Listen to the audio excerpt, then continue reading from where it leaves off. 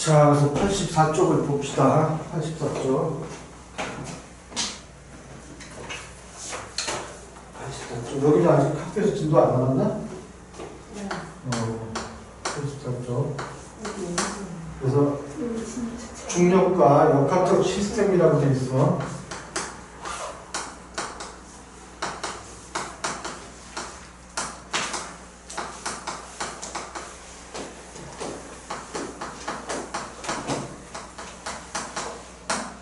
그래서 역학적 시스템부터 잠깐 봅시다. 여러 가지 힘이 물체들 사이에서 상호작용하면서 그에 따라 물체의 운동 상태는 빠르기야 운동 변화, 운동 방향을 얘기해. 모양이 변하는 체계를 역학적 시스템이라고 해서 여러 가지 힘 중 특히 중력은 역학적 시스템에서 중요한 역할을 합니다. 그래서 여기 좀 봅시다. 물체가 힘받는다.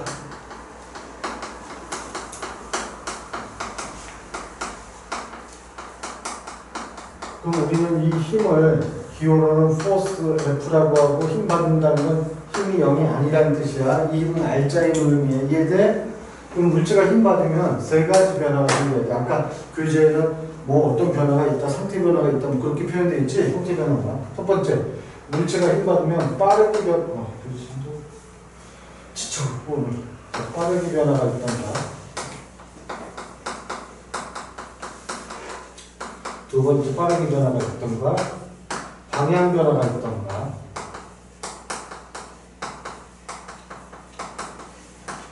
세 번째는 형태 변화까지 얘기할 수 있어. 이렇게 세 가지로 얘기하는데 얘네들은 힘 받을 때는 요 관계가 오와의 관계야.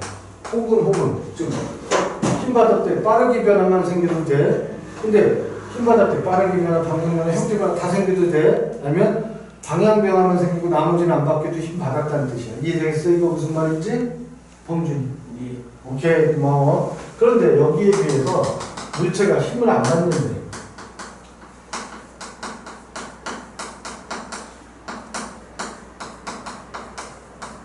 힘을 안 받는다면 이때 힘은 힘이 F인데 힘이 결국 0이라는 얘기겠지. 알짜힘. 이거 이해돼? 알짜힘이 0이라는 건 요 세 개의 변화, 빠르기 변화도 발생하면 안 된다는 뜻이고 방향 변화도 생기면 안 된다는 얘기고 형태 변화도 생기면 안 되는데 힘 받을 때는 쟤네들이 오와의 관계인데 이제 힘을 안 받을 때는 이게 엔드 관계거든요. 즉 빠르기 변화도 없어야 되고 방향 변화도 없어야 되고 형태 변화도 없어야 된다는 얘기야. 이거 이해되겠어? 무슨 말인지? 그런데 고위과학에서는 형태 변화는 조금 생략해도 돼. 현재는. 왜? 이거는 용수철 같은 경우에 만들어지는 거거든. 용수철 같은 경우. 근데 고위과학에서는 용수철을 안 다뤄. 내가 알기로는 거기서부터 물리에서 다루기 때문에 우리 요 두 가지만 이해하고 넘어가자. 이해되셨나요? 무슨 말인지? 알아들어? 자, 그럴 때 한번 요거를 한번 생각해 보자. 갈릴레이의 사고 실험이라는 게 있는데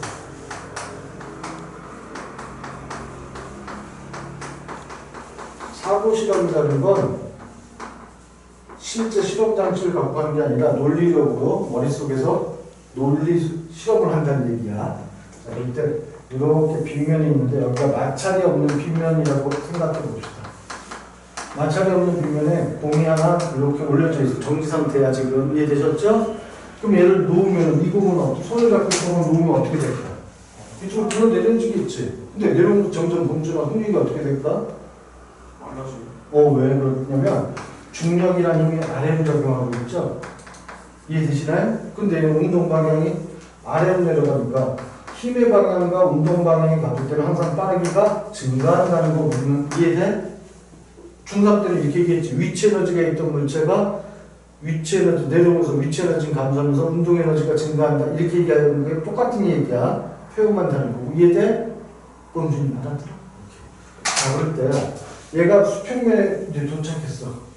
수평면에 도착하면은 이제 운동 에너지가 체배가 되고 위치 에너지는 0이 됐죠? 근데 이 수평면 부분에서는 중력이라는 힘이 존재해요? 아니요. 안 하지? 여기는 중력이라는 힘이 없어. 중력이라는 힘이 없다는 얘기는 중력이 0. R자임이 0이라는 얘기겠지. 그러면 R자임이 0이면 힘 안 받는다는 얘기죠. 빠르게 변화 있어야 돼, 없어야 돼? 없겠지. 방향 변화도 없겠지. 그러면 여기 최대로 속도로 내려와서 이 구간부터는 빠르게 변화도 없고 방향 변화도 없는 얘를 벌써 자 빠르게 변화도 없고 방향 변화도 없는 운동을 해야겠지. 이해돼? 범준이 이해돼? 오케이. 그런 걸 우리는 등속 직선 운동이다 이렇게 얘기해. 등속도 운동, 등속 운동 이렇게 얘기하는 이 운동이야. 알아들어? 그래서 여기는 왜? 힘이 없기 때문에 빠르게 변화, 방향 변화가 없다는 얘기야. 근데 얘를 다시 이렇게 올렸어. 그럼 원래 있던 위치까지 다시 쭉 올라가겠지. 올라갈 때는 속력이 점점 어떻게 돼? 느려지겠지. 왜? 이유는 뭐야? 중력이라는 건 항상 지구 중심을 향해서 작용하는 힘인데, 그쵸? 거기에 비해서 얘는 운동 방향이 중력, 운동, 힘의 방향과 반대 방향으로 작용하니까 빠르기가 느려지게. 이해되셨나요? 그럼 여기 정리 좀 해봅시다. 운동 방향과 힘의 방향이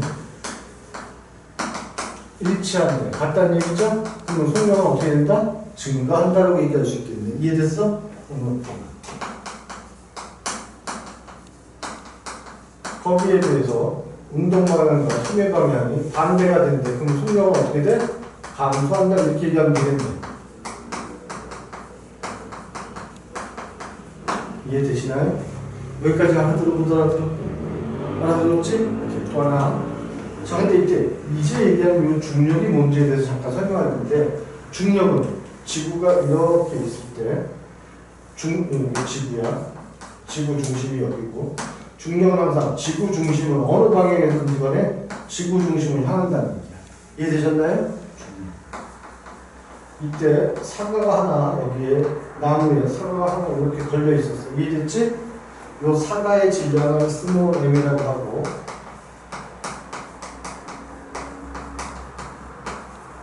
지구의 질량을 라지 m이라고 합시다. 이해되셨나요? 오케이? 지구는 크니까 라지 m, 사과의 질량은 작으니까 스몰 m. 그럴 때 이 지구하고 사과까지의 중심으로부터 거리, 이거를 R이라고 합니다. 이해됐어? 무슨 말인지? 그러면 만유인력이라는 힘이 있어, 우주에는. 쉽게 얘기하면 질량을 갖고 있는 물체들끼리 서로 잡아당기는 힘을 만유인력이라고 해요. 근데 지구에서는 지구하고 사과 사이에 잡아당기는 힘도 지구 내부를 향하는 거지. 그 중력의 다른 편이라고 얘기할 수 있겠지. 만유인력과 중력은 같은 의미를 갖기도 해. 이해돼? 무슨 말인지? 이런 얘기할 때 가끔가다 학생들이 쌤! 모든 질량을 가진 물체들은 서로 잡아당긴다면서요. 예은이하고 채은이 앉아있는데 서로 잡아당기는 느낌이 안 드는데요? 이렇게 물어볼 수 있잖아. 지구에서는 그 힘이 왜 안 느껴질까? 마찰력이라는 힘이 너무 강하기 때문에 잡아당기는 힘이 상쇄가 될 거예요. 이해되셨나요? 무슨 말인지? 지금 제인이하고 나하고 이렇게 서로 질량을 갖고 있는 상태잖아. 근데 우리 서로 잡아당기는 힘이 전혀 안 느껴지지. 이 표면에 마찰력이라는 힘이 있기 때문에 잡아당기는 힘은 세 발의 피도 안 된다는 얘기야. 마찰력에 의해서. 그래서 지구에서는 그걸 못 느껴. 근데 우주에 나가면은 느낄 수 있어. 살짝이라도 조금이라도 끌어당기는 정도가 느껴질 수 있어. 동영상처럼 하는데 이상한 표현하는 거. 알아들어? 이해됐어? 무슨 말인지? 자, 그때 자, 요 중력이라는 힘은 힘 F는 원래 만유인력 힘으로 같다 그랬으니까 질량의 곱에 필요합니다. 이해돼? 질량이 클수록 잡아당기는 힘도 커질 거 아니야. 지구의 질량과 사과의 질량이 서로 질량이 클수록 잡아당기는 힘도 커져. 그 다음 요 힘 F는 거리 제곱의 반비례. 그 얘기는 지표면에 가까울수록 잡아당기는 힘이 더 커진다는 얘기야. 많이 올라가 있대. 잡아당기는 힘이 아무래도 작겠지. 인정? 동준아? 오케이. 그럼 요걸 갖고 식을 만들려고 그래. 그러면 힘의 단위는 무슨 단위를 써? 뉴턴이라는 단위를 쓰죠? 질량의 단위는 킬로그램이라는 단위를 쓰죠? 거리는 미터 제곱이라는 단위를 여기 제곱으로 들어가 미터 제곱으로 들어가야 돼.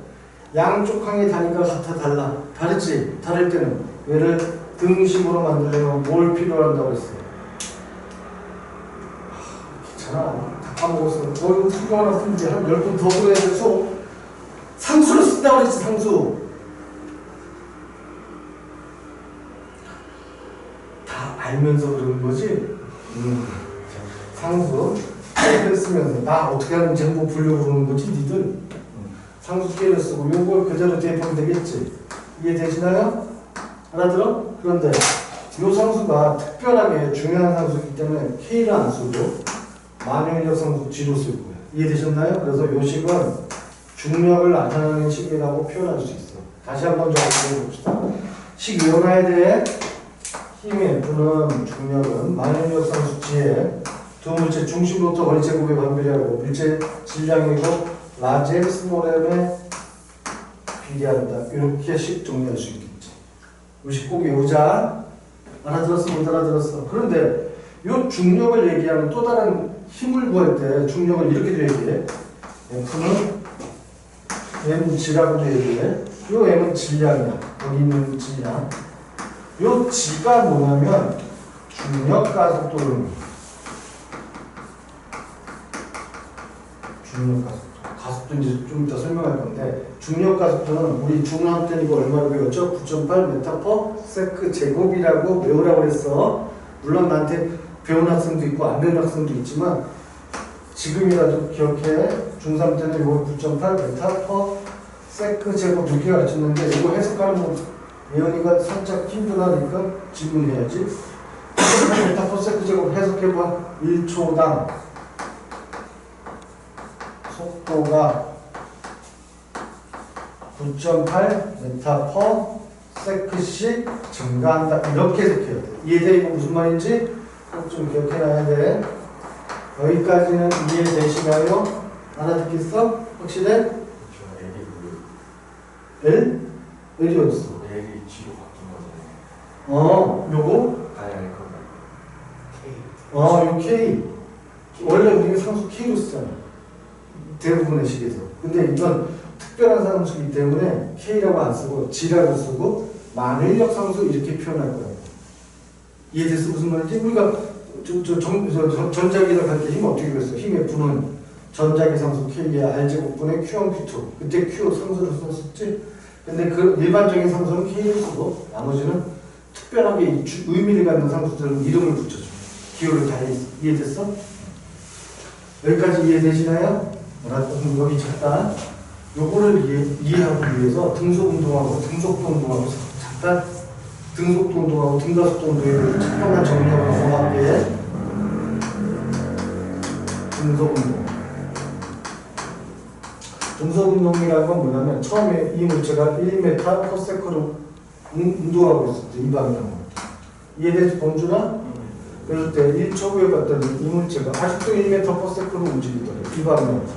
또 1초 후에 또 봤더니 1m/s를 또 운동하고 또 1초 또 봤을 때 계속 1m/s로 운동한대. 이 빠르게 변화 있었다 없었다 범주나? 그럼 방향 변화 있었다 없었다? 없었다. 그럼 힘 받았다 안 받았다? 안 받았다는 얘기야. 범준이 이해돼? 그래서 얘는 이 등속 운동이라는 건 R자 힘이 0일 때 가해지는 운동이라는 뜻이야. 이해되시나요? 그 무슨 말인지? 알아들어? R자 힘은 선생님이 이렇게 서 있을 때 예은이가 여기서 10N을 당기고 인성이 나는 10N 똑같은 힘으로 당겨. 그럼 내가 어디를 움직일까 안 움직일까? 오! 그때 외력은 10N 반대 방향으로 작용하지만 나한테 가해지는 R자 힘은 0이다 이렇게 표현하는 게 R자 힘이에요. 네트, 그로스 네트 표현이 있지. 그로스는 총으로 따지는 거고 네트는 순으로 따지는 거야. 순전히 내가 외력은 10N씩 양쪽으로 당겼지만 나한테 가해지는 실질적인 R자 힘은 0이 되겠지. 그게 R자 힘이에요. 이해됐어 이제? 확실해? 범준. 여기까지는 이해되셨나요? 그래서 얘는 R자 힘이 0인데 이거를 잠깐 그래프로 표현해 볼게. 그래프로 표현해 보자. 원래 우리 등속 운동에서는 속력은 어떻게 구한다고 그러지? 속력은 V 시간분의 S는 이동거리. 거기다 표현을 써줄게. 속력은 시간분의 이동거리로 구한다. 이렇게 얘기하잖아. 맞아? 너무 오래됐나? 졸업한 지? 그래? 알았어. 이제 가서 기억하면 돼. 예은이하고 제인이 내가 다 했던 건데. 거속시 그거 맞죠? 거속시가 뭐야? 거리 생명 시간. 나는 그렇게 안 그랬는데 어디서 물어보고 나한테 나 컴퓨터 그. 알았어. 알았어? 이거야. 이해됐어? 응? 괜찮아. 좀 오늘 코가 엄청 간질간질할 것 같은데. 자, 여기 보자. 이거 그래프 한번 표현해볼게. 이것도 옛날에 했던 건데 까먹었을 것 같아. 이동거리를 기호 S라고 표현해. 시간은 기호 타임 스몰 t로 표현해. 이해됐어? 얘는 요 그래프를 그리면 시간에 따른 이동거리가 일정하게 증가하는 그래프를 그려야 되지. 1초, 2초, 3초, 1, 2, 3초. 그럴 때 1초일 때 1m, 2초일 때 2m, 3초일 때 3m. 이런 식으로 표현할 수 있겠죠. 이해되시나요? 그렇다면 여기 하나 정리하고 넘어갈 것. 이동거리 시간 그래프에서 요 기울기는 어떻게 구하죠? 밑변분의 높이를 구하는 거지. 맞아? 밑변이 뭐의 개념이야? 시간의 개념. 높이가 이동거리의 개념이지. 그래서 요 기울기는 밑변분의 높이. 요거는 시간분의 이동거리니까 이동거리 시간 그래프에서 기울기는 뭐에 해당한다? 요거는 속력에 해당한다 이 얘기지. 이해됐어? 이거 무슨 말인지? 이동거리 시간 그래프에서 기울기는 속력이라는 거 기억해놔야 돼. 두 번째. 얘를 VT 그래프로, 속력 시간 그래프 한번 변환시켜 볼게. 이렇게 시간에 따른 속력을 나타내는 그래프라면 이걸 VT 그래프 이렇게도 표현할 거야. 나하고 수업하다 보면. 그러면 얘는 항상 이 물체는 매 순간 몇 미터 퍼 세컨드 움직이고 있어? 1m 퍼 세컨드. 이 속력 1m 퍼 세컨드가 안 바뀌고 운동하는 거지. 힘이 0이니까 이렇게 쭉 갈 거야. 그럼 3초 때까지 이동거리를 구하래. 그러면 요 면적, 속력 시간 그래프에서 면적은 어떻게 구해? x축, y축을 곱하면 되겠지. x축이 시간, y축이 속력이죠. 요 면적은 속력 곱하기 시간이야. 속력 곱하기 시간하면 단위로 한번 보자. 메타 퍼 세크에다가 세크라는 얘를 곱하면 세크 서고 되겠지. 남는 건 뭐만 남아? 미터만 남겠지. 이게 뭘 의미한다? 이동거리를 의미한다. 이해되시나요? 얘는 이동거리를 구할 때 이렇게도 구할 수 있다. 여기까지 이해됐어? 안 됐어? 등속 운동이라는 건 알짜임이 얼마일 때? 0일 때 하는 운동이야. 이해됐어? 안 됐어? 알짜임이 0일 때는 빠르게 변화도 생기면 안 되고 방향 변화도 생기면 안 돼. 찍자.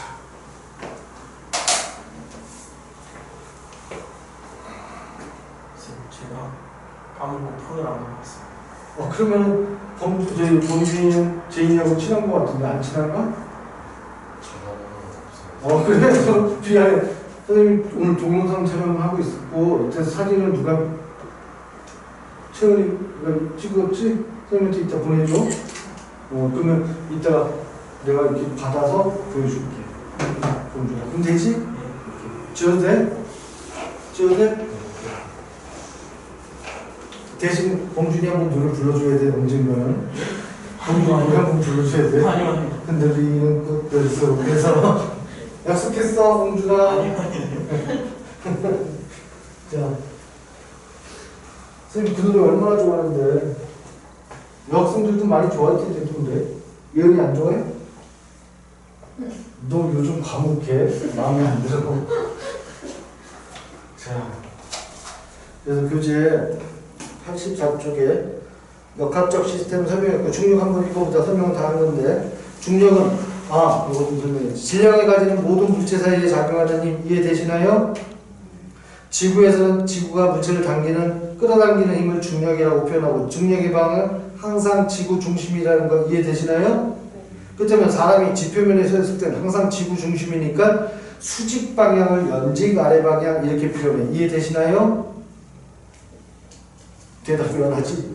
이해돼? 오케이. 그럼 자, 보자. 중력의 크기. 그러니까 중력은 F는 M를 구한다고. 맞아? 중력의 힘 F는 mg로 두고에 이 중력은 질량 곱하기 중력 가속도라는 뜻인데 아직 가속도를 설명 안 해갖고 자 가속도부터 먼저 잠깐 설명을 하고서는 이쪽으로 올게. 좀 넘어봅시다. 아까 우리 등속 운동 배웠지? 등가속도 운동이라는 걸 잠깐 먼저 설명을 할게. 등가속도 운동.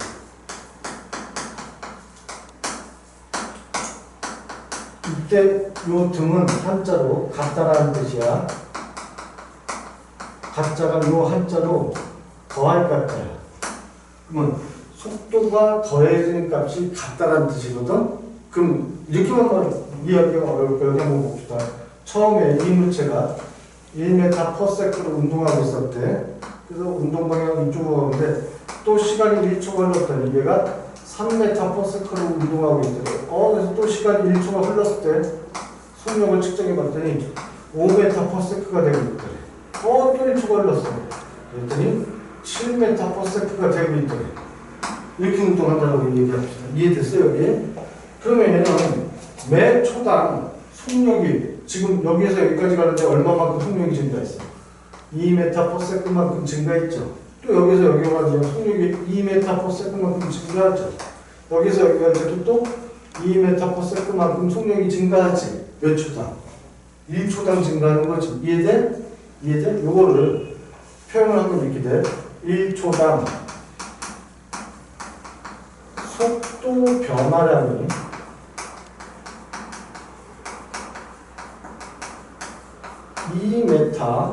2m/s씩 증가한다.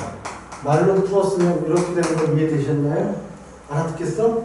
그럼 이거를 가속도를 우리는 기호 A라고 써. 엑셀레이트에서 가속도는 이렇게 구해. 한글로 표현하면 가속도는 시간 변화분의 시간 변화라는 거네. 속도 변화랑 이렇게 표현하는데 구의과정에는 속도하고 속력을 굳이 구분 안 해도 돼. 현재는 그럼 이과는 물리부터 구분하면 돼. 물리원부터 속도 변화량이라고 표현하면 여기에 대입해서 한번 풀어봅시다. 시간은 1초마다 속도 변화는 2m/s씩 이루어지고 있죠? 이거 정리해버리면 어떻게 되면 2m/s 제곱이라는 값으로 유도되겠네요. 이해돼? 얘를 해석하는 게 이 뜻이야. 이렇게 해석하는 거야. 1초당 속도가 2m/s씩 증가한다. 마이너스가 붙으면 1초당 속도가 얼마씩 감소한다. 이렇게 해석하라는 얘기야. 여기까지 이해돼? 안 돼? 오케이? 이게 가속도의 개념이야. 기호로는 가속도는 델타 t. 델타라는 게 변화량이라는 뜻이야. 델타 t. 시간 변화라는 거네. 델타 v. 속도 변화량. 그럼 변화량은 항상 어떻게 구해? 나중 것 빼기 처음 걸로 구한다는 얘기야. 이해돼? 그래서 얘를 나중 거 t2-t1분의 나중 속력 v2- 처음 속력 v1 이렇게 구하면 가속도를 구할 수 있다는 뜻이야. 이해되셨나요? 여기까지? 잠깐만 그래프 좀 정리하고 고위과에서 어느 정도까지 건드릴지 몰라서 조금 빨리 정리하고서는 우리 핵심은 운동량, 충격량까지 넘어가는 게 핵심이니까. 자, 얘를 VT 그래프로 먼저 속력 시간 그래프 속력 시간 그래프로 표현해 본다면 지금 요 등가속도 운동은 이해되셨죠? 처음에 1m/s부터 속력이 있었지? 그런데 얘가 일정한 게 속력이 증가한대. 1초가 지났을 때 3m/s, 2초가 지났을 때 5m/s, 3초가 지났을 때 7m/s 이렇게 되는 거죠. 이해되시나요? 1m/s 그래서 결국 3초가 지날 때 7m/s까지 이렇게 속력이 증가했다는 거예요. 여기까지 이해됐어? 안 됐어? 되셨나요? 확실해? 그렇다면 이거 오케이. 자, 이때 속력 시간 그래프에서 요 기울기는 어떻게 구한다고 했지 아까? 밑변분의 높이를 구한다고 했지. 밑변이 뭐의 개념이야? 시간의 개념이고 높이가 속력의 개념이죠? 결국 이게 뭐의 개념이냐? 가속도의 개념입니다.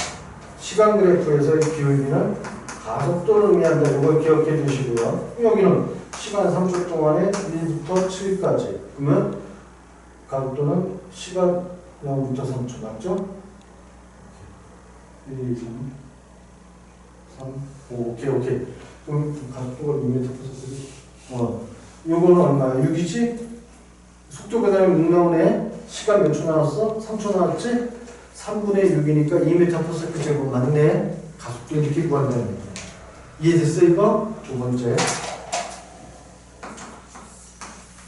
얘를 시간에 따른 이동거리 그래프로 한번 표현해 본다면 아까 VT 그래프에서 아래 면적을 뭘 의미한다고 했죠? 이 면적은 이동거리를 의미하겠지. 이해돼? 오케이? 그런데 어쨌거나 얘는 계속 이동거리가 점진적으로 증가하고 있지. 그렇다면 이걸 그래프로 그린다면 대략 이건 이렇게 2차 곡선 그래프가 나와. 이거 이해되니? 무슨 말인지? 오케이? 왜 시간이 더 지날수록 이동거리가 더 많이 증가하니까 이렇게 그래프가 그려져야 될 거 아니야. 이때 우선 하나만 기억하고 가자. 매 순간마다의 순간 속력이라는 게 있어. 순간 속력은 요 접선의 기울기를 구할 수 있어. 그런데 이 경우에는 접선의 기울기 값이 계속 어떻게 되고 있어? 계속 증가하고 있죠? 속력이 빨라지고 있다는 의미를 갖는 거야.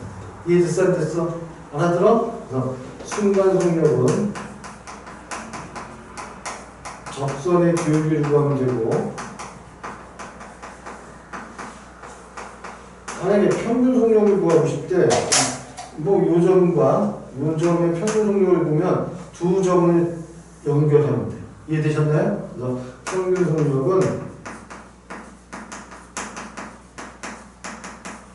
두 점을 잇는 직선의 기울기를 구하면 된다는 여기까지 이해되셨나요? 알아들어? 마지막으로 얘를 가속도 시간 그래프로 한번 표현해 볼게. 가속도 시간 그래프. 얘는 2m/s 제곱으로 항상 일정하게 움직이고 있다는 얘기지. 이해돼? 그런데 3초 때까지 속도 변화량을 물어본다면 요 면적으로 구하면 돼. 가속도 시간 그래프에서 요 면적 어떻게 구해? 세로 곱하기 가로지. 시간 곱하기 가속도죠. 그럼 단위부터 한번 봅시다. 메타 퍼 세크 제곱에다가 곱하기 세크를 곱한다는 얘기지. 그럼 남는 단위는 뭐만 남아?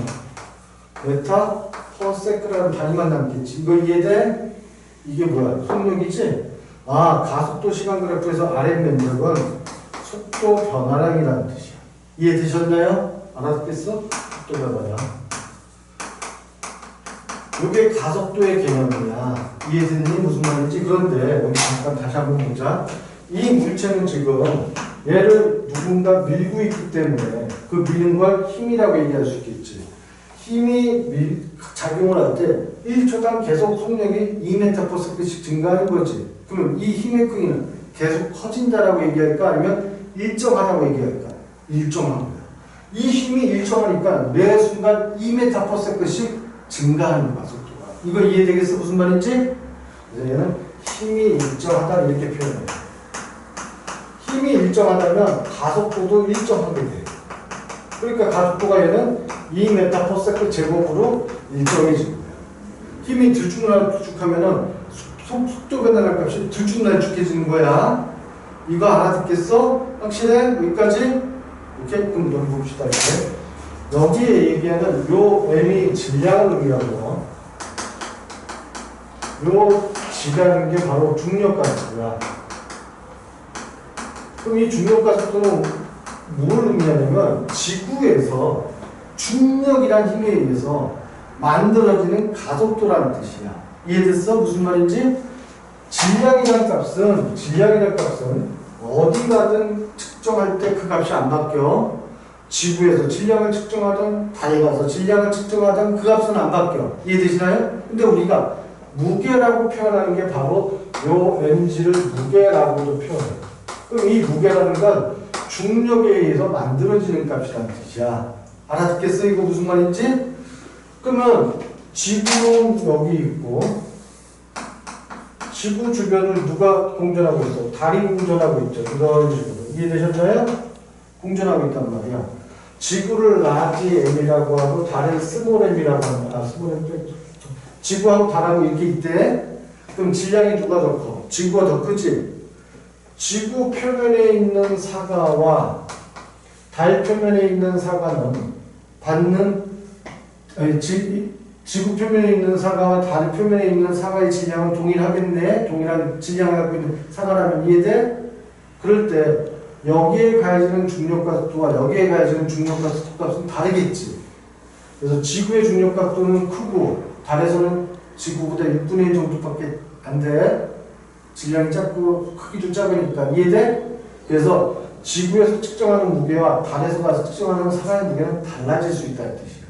하지만 질량은 같다? 이해돼? 안 돼? 알아들으시나요? 여기까지 이해됐지? 그래서 교재 좀 잠깐 보자. 자, 3번. 바로 3번. 중력의 크기. 물체에 작용하는 중력의 크기는 무게와 같다. 이해되시나요? 그래서 중력의 크기는 우리 중학교 때는 9.8m/s 제곱을 중력과 속도 G라고 표현한 거야. 9.8 곱하기 질량 뉴턴. 중력의 크기는 뉴턴이야. 힘의 단위로 표현해야 돼. 2번. 지표면에 가까울수록 중력의 크기가 같다. 그래서 지표면으로부터 높이가 높아질수록 중력의 크기가 작아진다. 이거 잘 이거 초등학생들이 있더라고요. 그죠? 사과가 지구 표면에 있어. 그러면 이렇게 지구 중심까지 잡아당기는 힘, 중력이 작용하겠지. 얘가 사과가 여기 우주에 붙어 있어. 지구가 잡아당기면 이만큼의 거리로 잡아당겨야겠지. 거리가 길어지면 아무래도 힘은 어떻게 되겠어? 줄어드니까 중력과 속도도 감소하겠네. 이해되셨나요? 중력과 속도라는 건 위치에 따라서 달라진다는 얘기야. 알아들어 못 알아들어? 지표면에서 높이 올라가 있으면 중력과 속도가 작다는 얘기. 이해되셨나요? 자, 중력의 크기가 작다는 얘기야. 중력과 속도가 아니라 멈춰. 오케이? 그 다음 가로 4번 우리 주변의 중력. 사과가 아래로 떨어지고 폭부에서 물이 위에서 아래로 흐르는 것은 모두 중력이 지구 중심을 향해서 작용하기 때문이다. 이렇게 표현하면 되겠지? 그 밑에 이제 힘과 물체의 운동 3번 다 설명한 거야.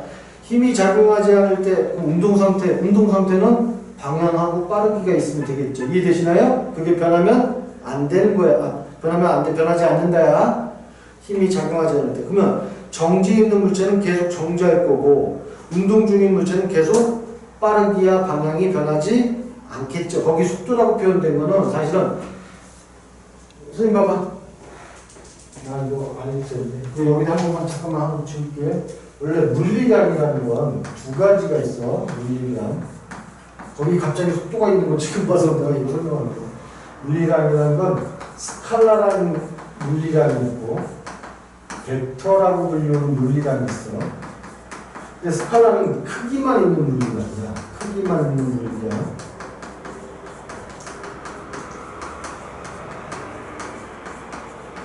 벡터라는 건 이게 이제 나중에 여러분들 고3 되면 벡터를 배우게 돼. 수학에서 고2 때나 크기와 방향이 있는 물리량이야. 방향이 커. 그래서 예를 들어보면 이동거리라는 건 스칼라야. 못 알아들을 수 있는데 근데 거기에 비해서 변이라는 건 벡터야. 얘기하면 쉽게 얘기하면 뭐야? 선생님이 지금 이렇게 여러분들 보기에 왼쪽으로 3m 왔어. 그리고 다시 돌아가서 내가 여기 기준점에서 1m를 더 왔어. 그러면 스칼라의 개념이 이동거리는 7m가 돼. 3m, 4m. 이해돼? 근데 변이라는 개념으로 방향을 정하면 기준점 왼쪽 1m밖에 안 온 것처럼 표현해야 돼. 왜 그러냐면 변이라는 건 벡터이기 때문에 방향을 표시해. 기준점으로부터 왼쪽으로 1m. 이해돼? 이동거리는 크기만 있는 물리량 스칼라고 변이라는 개념은 방향까지 포함하는 크기를 얘기하는 벡터라는 개념이기 때문에 물리량의 표현이 조금 달라져. 그럼 이 개념을 이용하면 속력이라는 것도 스칼라. 근데 거기에 비해서 속도라는 건 벡터야. 그러니까 그 교재에 지금 벡터라는 속도가 있지. 얘는 크기는 빠르기야 방향 요거 두 개를 한 따블에 두 가지를 한꺼번에 표현한 거기 때문에 풀어서 설명해 준 거예요. 이해됐어? 그래서 벡터에는 뭐 가속도, 힘도 다 뭐 중력장, 뭐 이렇게 필드 같은 거, 중력장, 전기장 이런 것들은 다 벡터입니다. 이렇게 등등. 여기는 뭐 온도 같은 거는 스칼라야. 크기만 있는 거니까.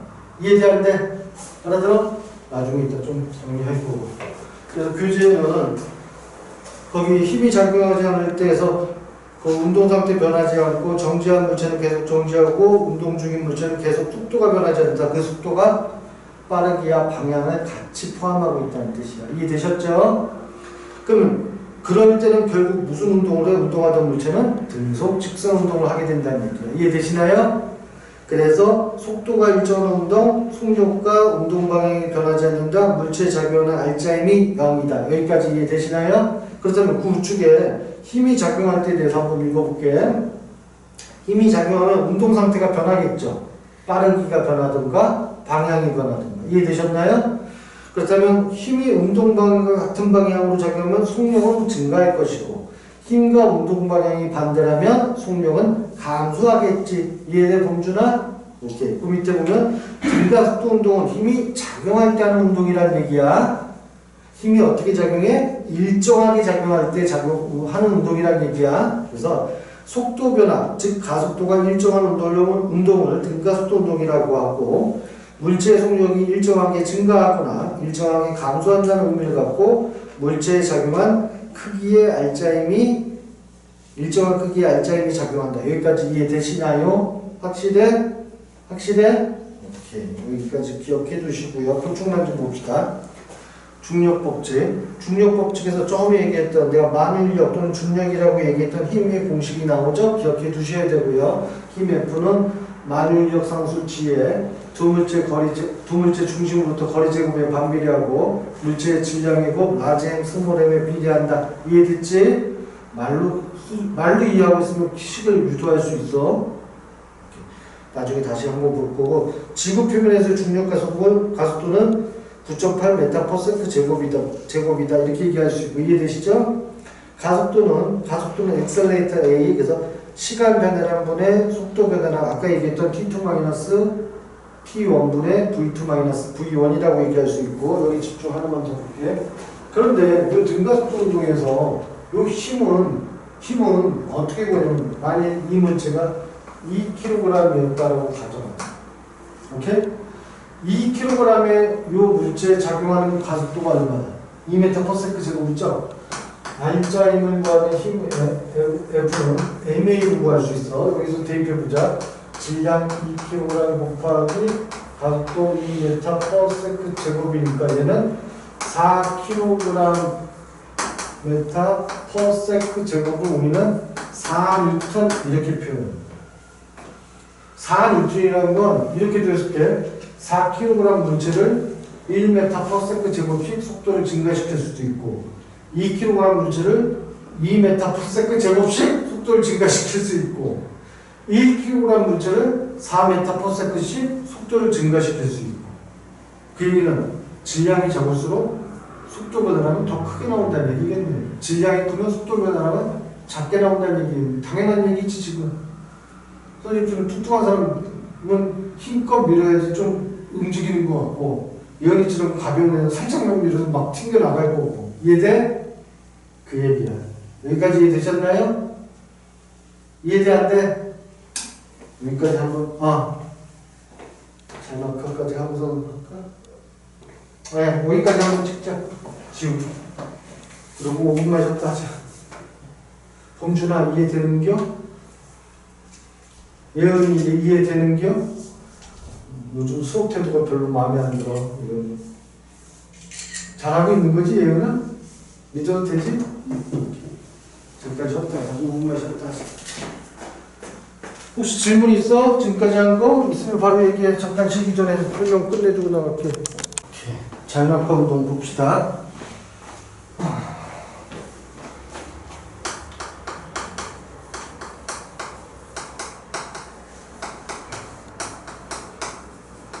자연학과 운동은 전제 조건이 하나 있는데 얘는 처음 속도가 0이에요. 그 얘기는 뭐냐면 지표면이 이렇게 있을 때 공이 여기 이 위치에 서 있을 때 처음에는 정지하고 있대. 여기는 뭐 손을 잡고 있다 그런 뜻이야. 이해되셨죠? 그럴 때 얘가 높이를 h라고 한다면 h만큼 높이에 올라가 있을 때 지표면으로부터 얘를 정지하고 있던 물체를 손을 딱 놓을 거야. 그러면은 얘가 떨어질 때 왜 떨어지는 거야? 중력이란 힘에 의해서 밑으로 지구 중심을 향해서 떨어지겠지. 이해되셨나요? 근데 얘가 운동 방향이 이쪽으로 가니까 운동 힘의 방향, 중력의 방향과 운동 방향을 일치하니까 아래로 내려가면서 점점 속력은 어떻게 돼야 돼? 증가하겠지. 이해되시나요? 그럴 때 얘는 중력 가속도를 적용받아야 돼. 중력에 의해서 떨어지니까 자유낙하 운동은 중력 가속도를 적용합니다.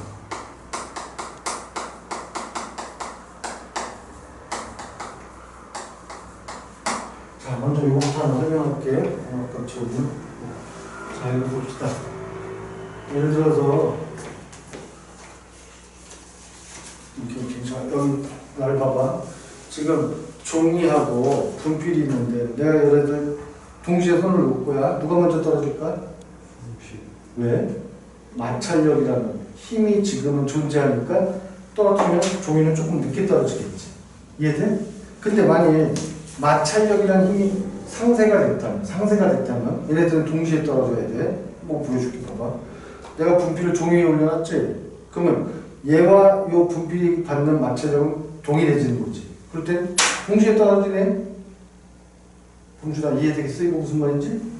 마찰력은 상쇄격거리면 동시에 떨어진다. 이해됐죠? 결국 그건 좀 이따 다시 한번 정리하고 하고 여기서 자유낙하 운동이라면 쭉 떨어지는 건데 떨어질 때 점점 중력 가속도가 적용되니까 우리가 중력 가속도를 9.8m/s 제곱이라고 한다고 했지? 얘는 1초당 속도가 9.8m/s씩 증가하는 뜻이네. 이걸 그래프로 한번 표현해 볼게요. 시간에 따른 속력을 나타내는 그래프에서 자유낙하 운동하면 처음에 속도가 0이었죠? 1초마다 속력이 얼마씩 증가한다고? 1초일 때 속력이 9.8m/s. 이해되시나요? 알아들어? 2초일 때 속력은 19.0m/s. 3초일 때는 39, 27, 38, 24, 29.4m/s. 산수 맞는 거지? 저희가 도와줘야 돼. 4초일 때는 4하고 36, 48, 32, 39.2m. 맞죠? 39.2m. 이런 식으로 운동하게 된다는 얘기지. 이해되시나요? 4초만 지나도 속력이 39.2m. 이거 말도 못하게 빠른 속도다. 약 40m. 1초당 40m 휙! 지나갔다는 얘기야. 1초 만에 40m를. 보통 태풍이 오면 우리가 강풍주의보가 올 때 약 10m/s만 돼도 강풍주의보야. 40m/s의 속력으로 바람이 불어오면 유리창들도 막 깨지고 그렇게 엄청나게 빠른 속도라는 게 이해됐지? 어쨌거나 이렇게 떨어져서 운동하는 걸 자유낙하 운동이라고 해. 이해돼야 그러면 얘를 아까 이동거리 시간 그래프 보면 그래프 형태가 어떻게 된다고 그랬지? 2차 부품 그래프 형태로 나온다고 그랬지? 이해돼? 알았죠? 이렇게 떨어지는 거 우리는 자유낙하 운동이라고 이런 붙입니다. 이해되셨나요? 그럴 때 요 아래 면적이 아까 뭐라고 그랬지?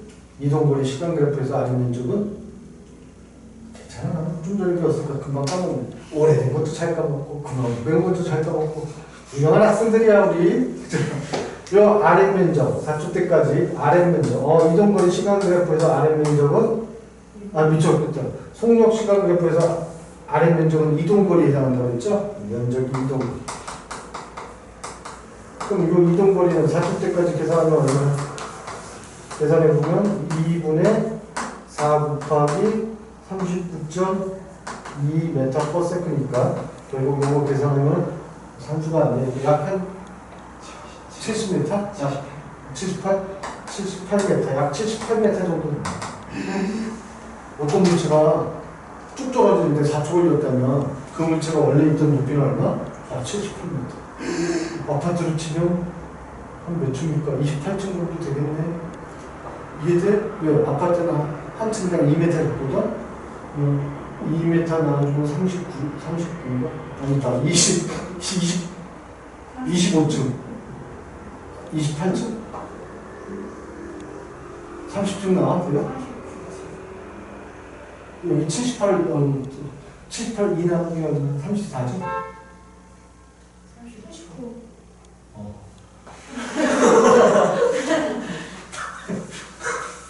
빡짝하게 이게 티가 났네. 39m, 39층이지? 39층에서 떨어지면 어떤 물체 떨어뜨리면 딱 4축 정도 장력한다는 얘기예요. 이해됐어? 무슨 말인지? 그런데 빗방울이 하나 떨어진다고 생각해. 근데 이 빗방울은 대략 지표면에서부터 우리 중3 때 배웠던 게 있어. 대륙권에서만 빗방울이 만들어지지. 이해돼? 무슨 말인지? 구름이 만들어지면 빗방울이 떨어지는데 구름이 만들어지는 건 대륙권의 높이는 약 10km 정도 된다고 했어. 빗방울이 떨어지는데 지표면까지 10km면 1000m라는 얘기죠?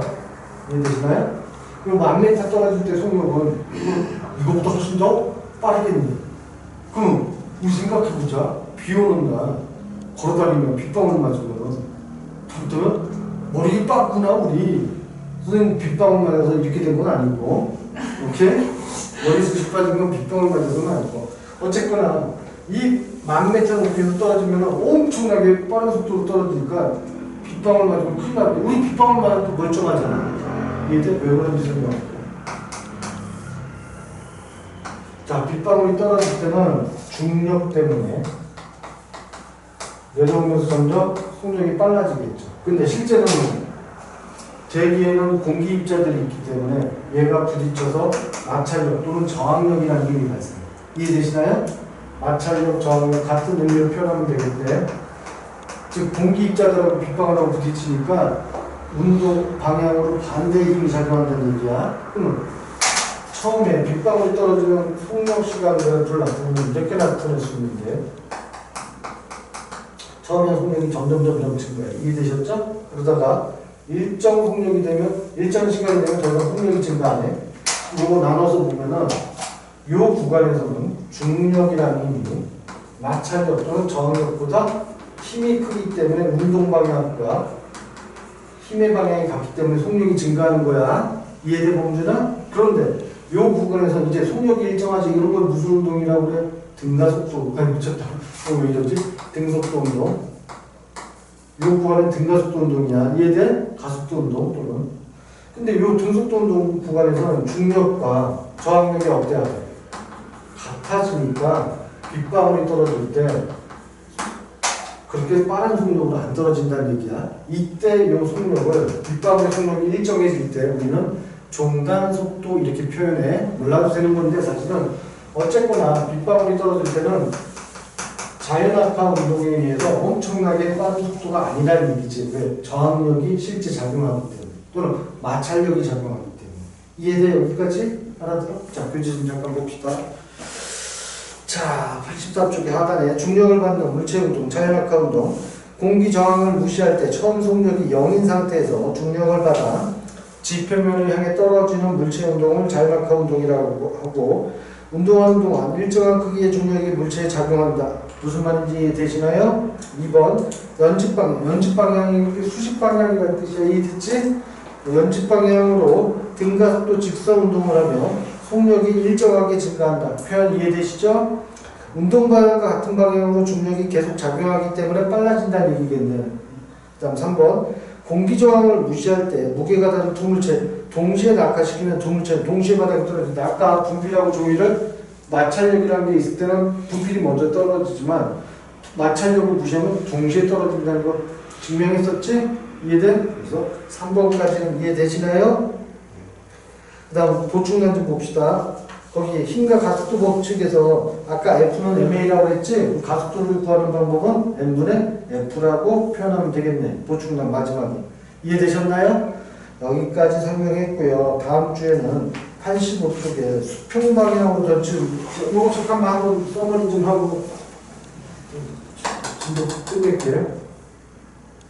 내가 공을 이렇게 있던 공을 수평 방향으로 위로 던질 거야. 오케이? 이건 포물수 운동이라고 그래. 이 포물수 운동하면 공이 위로 올라갔다가 다시 내려와서 이 지표면에 다시 도착하겠네. 이해됐어? 이거 무슨 말인지? 그럴 때 얘는 수직 방향과 수평 방향으로 나눠서 볼 거란 얘기야. 내가 처음에 이걸 힘을 줘서 던졌어. 그럴 때는 처음에만 힘준 거지. 그 다음부터는 힘이 중력이라는 힘만 잖아. 이해되시나요? 요 구간까지는 중력이라는 힘은 아래 방향으로 작용하고 여기 구간에서도 중력이라는 힘은 아래 방향으로 작용하겠지. 근데 중력이라는 건 수직 방향의 힘이야. 수평 방향으로는 지금 수평 방향으로는 힘이 존재하지 않는다는 거지. 수평 방향으로는 R자임이 0이라는 거야. 요거 이해되겠어? 무슨 말인지? 범준이. 자, 그렇다면 얘는 올라가는 구간에서는 수평 방향은 힘이 0이기 때문에 올라갈 때도 수평 방향은 등속도 운동이니까 같은 시간 동안의 이동 거리는 일정해야겠네. 여기도 떨어질 때도 등속도 수평 방향은 등속도 운동이니까 같은 시간 동안의 이동 거리는 일정해야겠네. 그런데 수직 방향은 여기서는 중력이라는 힘과 운동 방향이 반대로 작용하는 거지. 그래서 얘가 올라가면서 요 수직 방향의 힘이 약해져. 이해되니? 그렇다면 이럴 때 얘가 운동하는 방향은 어떻게 구하냐면 평행사변형법으로 이쪽 방향으로 이렇게 이 크기에 따라서 이 대각선의 방향이 달라지겠지. 이해돼? 이렇게 대각선의 방향이 달라지는 만큼 포물수 운동을 하게 된다는 걸 다음 주에는 설명할 거예요. 이해되셨나요? 이걸 이제 다음 주에 설명할 거야. 잠깐 기다려. 처럼 이렇게.